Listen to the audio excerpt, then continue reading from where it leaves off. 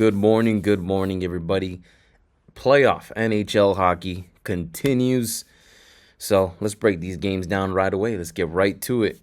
Philadelphia heading over to Pittsburgh, a second game. Philadelphia takes the first one. I'll keep this short and simple. I think we stay under the total. I think we have to go under 6. And I do think Pittsburgh gets one back. Philly won the last match a couple days ago. I believe it was, on Saturday. Philly takes the first game 3-2. I think we see something similar, but in favor of the Pittsburgh side. So we're gonna take Pittsburgh straight up money line, and we're gonna go under 6.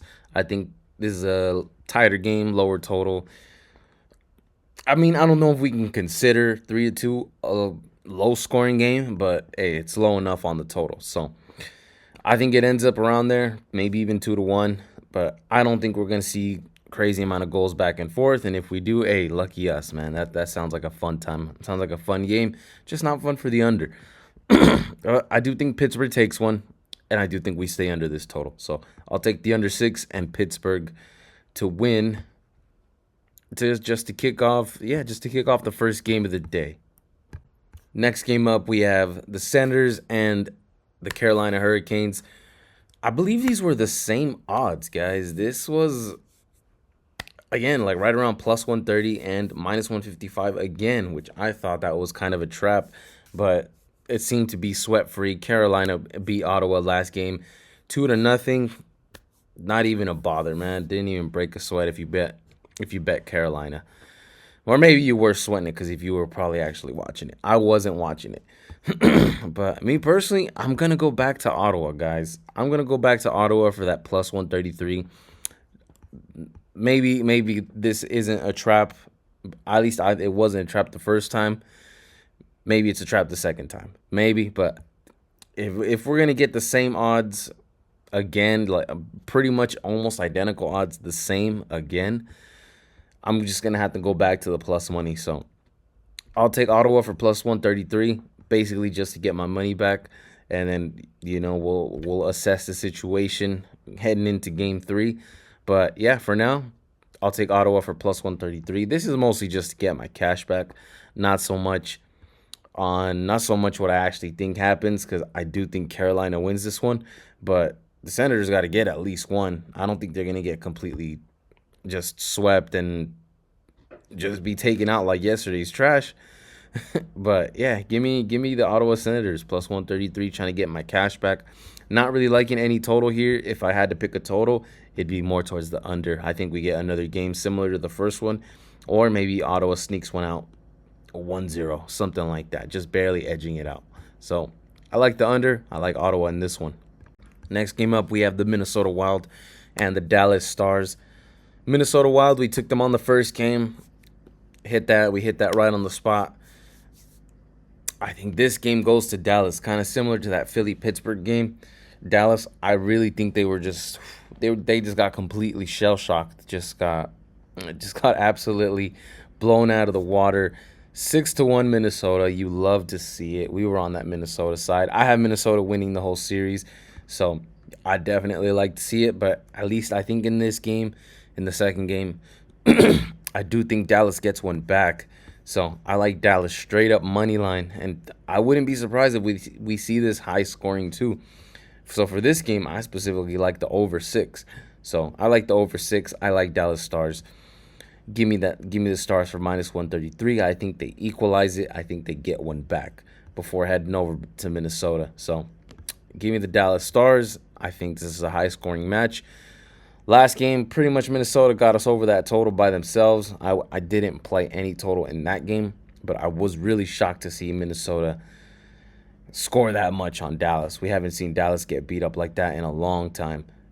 Even in the regular season, we really didn't see them get blown out like that, but it's been a while. So I think Dallas can bounce back.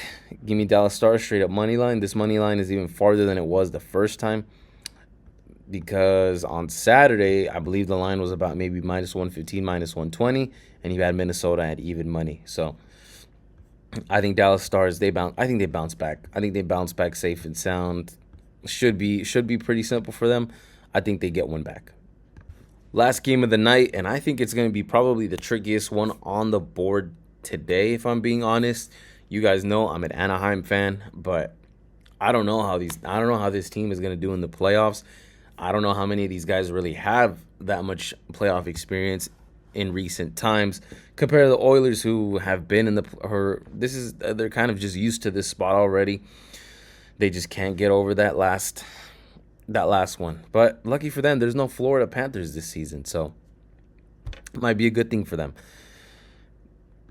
But going by what I've seen and having seen Edmonton in this spot, I wouldn't be surprised. Just my thing is, don't count these Oilers out. They're just never out of the fight, if I'm being honest, especially when it comes to playoff Edmonton. Playoff Edmonton, I don't think they're out of the spot. The total is pretty high at 6.5. I haven't seen a 6.5 out of any of these games all weekend. This is the first time I see a 6.5 in one of these playoff matches this season. So I think we're going to see a high total.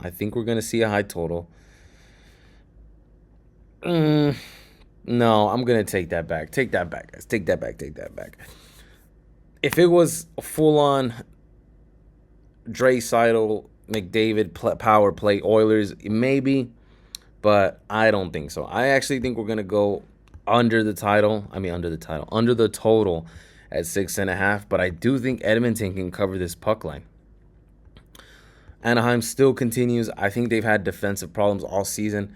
I don't really think that's going to change too much in the playoffs, guys, and that's coming from an Anaheim fan.